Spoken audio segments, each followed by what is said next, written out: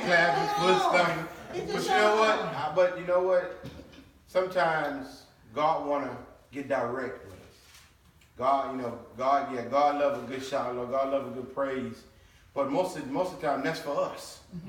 It's not for God. It just really not do much for God because He's God. You know, and God don't need to praise Himself. God don't need to shout for Himself. You know what I'm saying? That's for us as a people of God to get to a plateau in God. That when forth the word come forth, we have cultivated, we have came and dug our ground right, so when the seed come forth to be planted, it can be good soil. That's what praise and worship does for your spirit. And that's why it's good when praise and worship is going on. You get your praise in, you get your worship on, because you're getting your soil ready for when the word comes, you can let that seed be planted in good soil. Because sometimes when we sit there, we're going to end up being stony, we're going to end up being sand, and the seed will not be able to be planted right in our spirit, that it won't bring the proper fruit. Let's turn to Ephesians 2 and 9.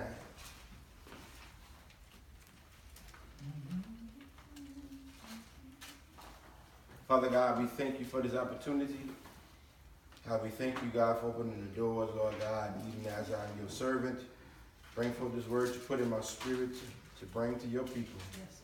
For your word is already anointed, but anoint these lips of clay. Speak through me, Father, Lord God, that I may transfer this word, God, into them, God, that they may receive and be, Lord God, be more transparent with you and in your word, that your word will take root and bring forth the fruit when it is needed to come forth. In Jesus' name, amen. It's not on, huh? All right, is it? No, that's good. Leave it. We smile. You can hear me. All right, we're going to start at Ephesians 2. We're going to start at verse 8. For by grace are ye saved through faith, and not of yourself. It is the gift of God, not of works, lest any man should boast. Now, if you can turn with me to Romans 1 and 17. When I asked God what to preach, I taught Bible study the other night, and I came from Romans 1:17, and God told me just preach some faith this morning. Amen. I asked God what y'all needed, and He said, preach some faith this morning. Thank you, Jesus. Lord God. I'm going to start at verse 16. For I'm not ashamed of the gospel of Christ, but it is the power of God unto salvation, and to everyone that believe, to the Jews first, and also to the Greeks. For therein is the righteousness of God revealed from faith to faith, as it is written, the just shall live by faith. You may be seated. And if I had to put a title to this, I would title it and say, Faith. Faith. I think they had a song, faith, just a little faith. You know, in this walk, we can focus on a whole lot of things, but we forget about faith. We forget about that 5-letter small word, faith. And most of the times, everybody refer down to verse 1 of chapter 11 of Hebrews, now faith is the substance. But you know what? There's two sides of faith. There's two sides. That's that side of faith that you believe God for the house, the car, the finances. But then there's the other side of faith, that the salvation side of faith. This walk of faith is very essential, because it's going to take faith to take us out of here when Jesus comes. Come on. Because if you don't believe in God, how you going to go back with Him? Most of the time, we can believe God for some money that we can buy a nice home and we can take care of our families, but we don't to utilize the faith that keep us saved. Yes. Because the Bible says we saved by grace through faith. Now, grace is really, God's been merciful to us, but if we don't have faith to believe that he can forgive us and save us, what is salvation? Come on. How can we be saved if we don't believe that he's able to save us? Yes. God told me to teach the side this morning of the salvation type faith. Because the Bible says the just shall live by faith. Then what faith the just shall live by? It's not this, it's not that faith that we believe in God for that car or that house, because we can get really excited about that faith. We can get really enthusiastic about that faith. Oh, I just can't wait, brother, till God bless me with my home. But what about that faith that keeps you safe? What about that faith that keeps you following God? That's the type of faith that we don't focus on. But we more focus on the natural side of believing God for something. So we not put emphasis on that side that's going to take us to heaven. Because when Jesus comes back, he's looking for believers. People that believe in him. But if you only believe in the natural and don't worry about the spiritual, then how are you going to be recognized when you crack the sky? How are you going to see you if you don't see that faith to believe in him that is able to keep you? I'm going to use 4 characters of the Bible and 4 different types of faith this morning. Because faith is very essential in this walk with God. Because it takes more than believing God. It takes faith for you to get up in the morning and get up out that bed. Because it takes that same faith to believe that you can move that leg and step out that bed. That faith is very important that we seem to take so light. Because our focus is on what it shouldn't be on. Because the Bible says to seek him first. That's what your faith should be. Seeking him first. And if everything going to be added to you. Now we done did this thing backwards. Now we seeking that first and he going to add him to us. That's not how it works. God ain't going to come secondary to nothing. That's right. He don't come secondary to your desires, your wants, and your needs. He's not concerned about that 11-1 faith so much to say that he wants you to live justly and live righteously. See, because when we don't live justly and righteously, how can you live by faith? If you say the just shall live by faith, then what is just? What is just? If the just shall live, what is just? There's a question, God, what is the just? You ever thought about that? What is the just? Shall live by faith. What's that? Whereas those who are righteous and sanctified and set apart, those who have took the plan of salvation to realize, thank God for grace that I'm saved, but I believe that he's able to save me. See, we got to look at this thing on a broad band because God's word is broad. But we so much sometimes make it narrow because we want to pick and choose the scriptures that we live by. We want to pick and choose the scriptures that we want to walk by. Oh, justified by, and say that, oh, I'm saved by. Not realizing this whole word is going to judge us in the end. When you stand before God, you're going to really have some faith in believing that your name is written in the Lamb's Book of Life. But don't wait till judgment to test your faith. Don't wait till judgment to have faith. Yes. The first character I want to use is Abraham. Boy, he had some faith to leave his kindred and go to a land that he knew not of. To get away from what he was familiar with. So they don't talk about faith when God makes you uncomfortable. You got to believe and trust him that he's able to take you where he's trying to lead you. You see, things got real serious for Abraham because when God manifested his son, then God told him to go up the hill and sacrifice. Sometimes God would take the very thing that you asked for, and when he gave it to you, now he's going to say sacrifice as an offering to me. What kind of faith you going to have then? You're going to be caught between the two. God, you just gave me this. Now you want me to, God, what? But if you had that Abraham faith to believe that he going to make a way when I get there, I'm just going to be obedient to get there. See, that's that obedient type of faith. Come on. That we got to, when God tells us something, we got to know that, hey, I'm just going to go. He's going to take care of the rest. Yes. So that's that serious type of faith. Yes.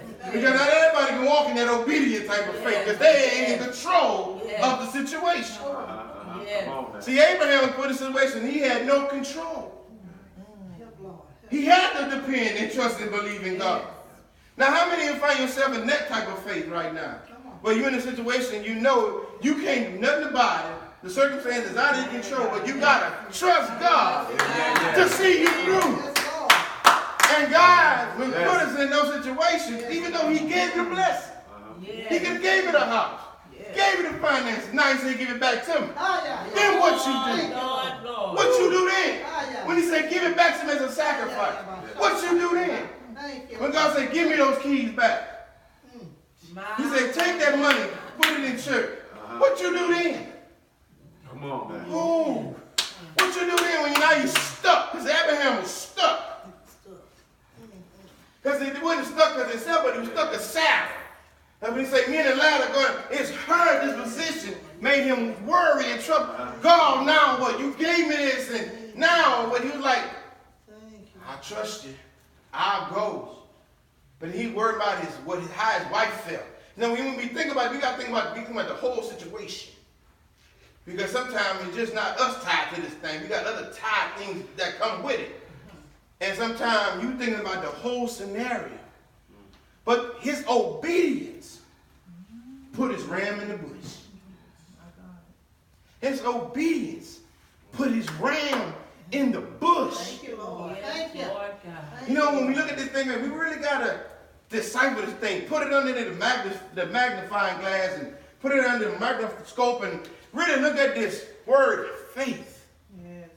What faith really brings me? What faith really do for me?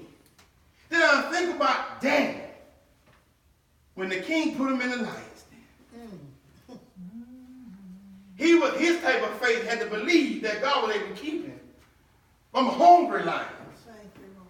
Because the king didn't put him in the den with any kind of lions. He didn't feed these lions for a few days. They were hungry. They were ready. So he had to have faith in God to know that God, I'm going to go in this den. But I believe that you can shut the mouth of this lion. But his faith made the lions be pillars and blankets. Yes, Lord God. So when the next morning the king came up to the hole, Daniel was chilling with these lions. Like they was his kitty cats. That's the type of, we serve a God that can take the very thing that can eat you and swallow you up. Come on. And let it be your comfort. Come on, Jesus. Yes, Lord God. He was in a very uncomfortable spot, but he rests well. That's the type of God we serve, and he see that faith. Faith is very powerful in God's eye. That's the very thing that moves him. Because when you pray, you got to pray in faith. Yes. Believing that you're going to receive what he said he's going to give to you. Hebrews 11:6 says this. But without faith, it is impossible to please him. For he that comes to God must believe that God is, that he is, and that he is a rewarder of them that diligently seek him. Diligently. What God mean by diligently? That means constantly, consistently, and regularly seeking him. But you just can't seek him just any kind of way. That's right. You got to do it in faith. This is a faith walk that we live. Because every morning we wake up, we're not certain to what the day may hold. We're not certain to what the day going to bring. When we leave our house, we don't know what we're going to face, brother. Because we can drive down the street and face an accident that can paralyze us, kill us, destroy life. But if we believe our faith that God's going to keep us through the day. Because most of the time, the first thing we pray when we wake up, we thank God for waking us up, and then God, pray that you keep me and watch over, protect me while I'm going through this. And you believe in by faith that you're going to make it home that afternoon. By faith. Not knowing if you will. Because we don't know what the day will bring. You know what I'm saying? We don't know. But that's when we got to have those the three Hebrew boys type faith.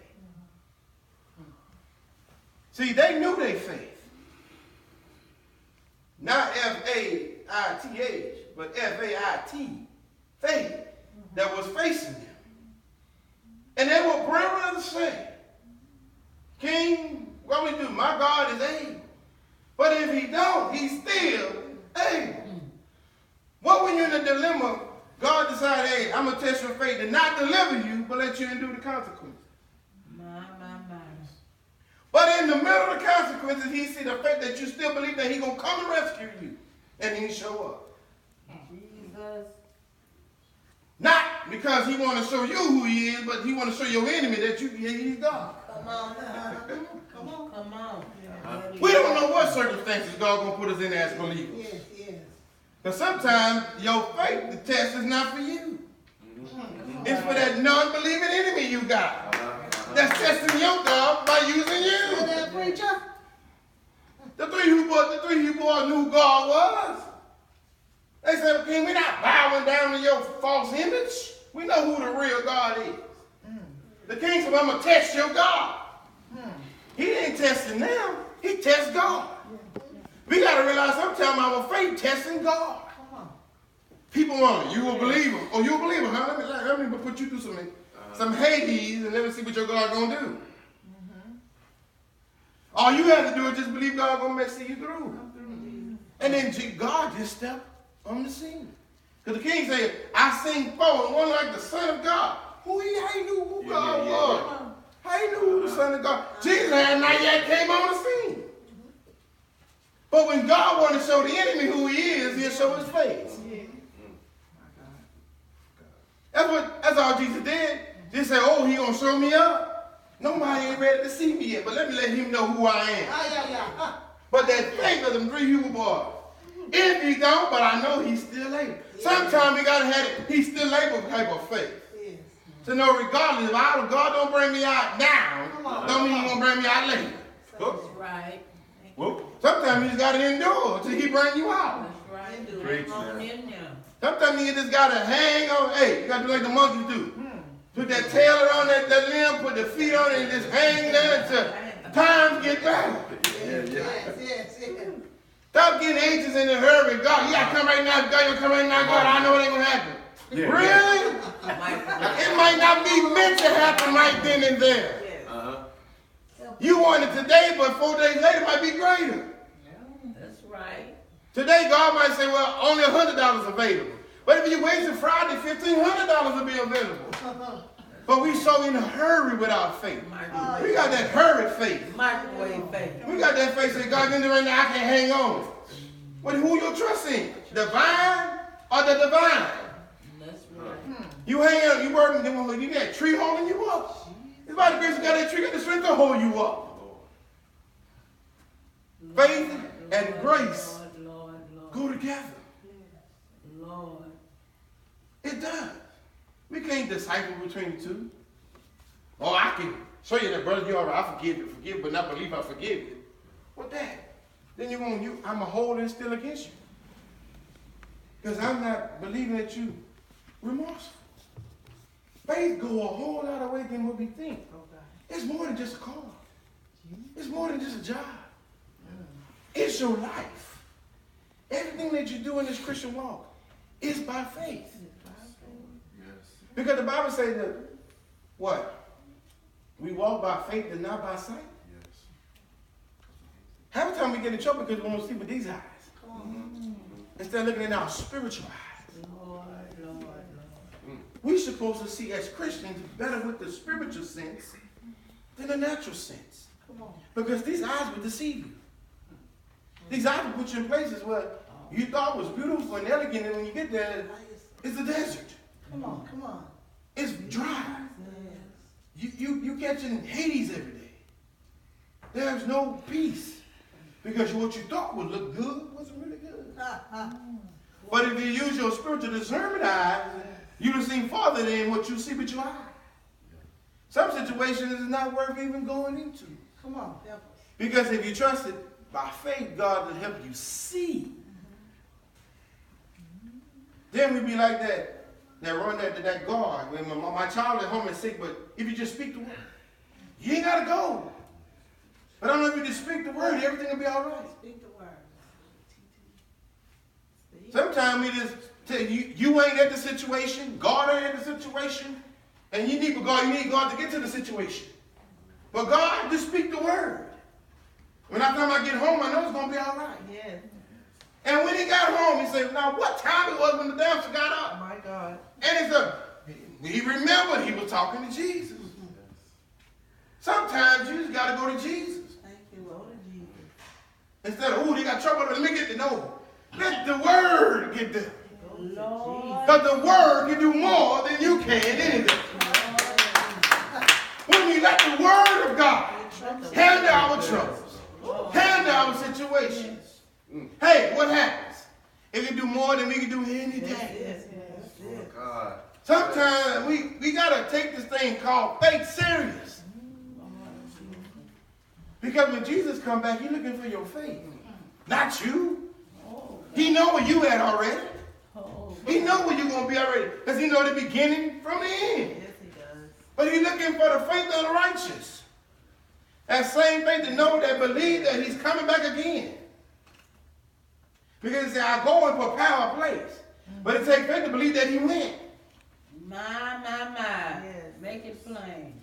Because it takes faith to even believe that Jesus was even there. Yes, Lord. We wasn't here 2,000 years ago when he was born. We just go by what you've been told down the ages. Ain't the word say, better to those who don't see me and believe. That's what he told Thomas. Yes, yes. Blessed you see, but blessed are those who don't see and believe. We believe in the Jesus that we haven't seen. When you see how serious faith is in your salvation, to trust the invisible God with your everything that you see. It takes faith to know that he's going to see you through. Because you see everything. You see the trouble. Yes. You're in the trouble. You're in every predicament, every situation. But you trust an invisible God. Brother Minister Brian, to see you through it. It takes a faith that you don't see to see him. That he will see you through. Thank you, Lord. But it takes your obedient faith, your trusting faith, your unmeasurable faith, then the speak faith to a situation you may be in. Yeah. Your stepfather raised you. He just passed. But what if God would have made it that you couldn't get there? That your family needed comfort. In the midst of your grave, you didn't know the God that you trusted. And also they said, just speak a word and I go. In your stand. And you got a phone call. Everything all right, brother? Yes, Lord. We got peace that surpasses whole understanding. Yes. This thing, faith is serious than we think. Yes. Because faith brings a power and can go further than your presence can even go. Yes. But thank God that you were able to go. Jesus. Well, you know what the good part was? He went with you. Yes. He went with you. Yes, Lord. And what happened? You made it saved, you came back saved, or what? Everything was fine. Why? Because faith brings God along. Yes. Because what if you went down there and didn't believe? What if you was questioning God? What if you were doubting God? What kind of trip you would have had then? What kind of life we'll have then if we doubt God? We're not fully trusting and believing him. Then we wonder when things will happen, God, where you at? God wondering where you at. What a faith, I don't see it. Because if they say faith move God, then if God ain't moving, your faith ain't moving. Your faith is not activated to move a faithful God. He's a faithful God because he's faithful. That promise. That's what the word says. That he don't have to repent. He's not gonna lie. That's it. If he said it, can he not bring it to pass? If he spoke, can he not do it? Now that's what his word says.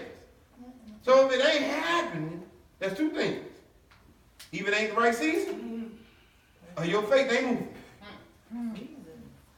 But when your faith moving up, you can move out of season. Because he in season, not in season. Amen. Your faith can make God move before he needs to move. Yes. If you're moving. And in my closing,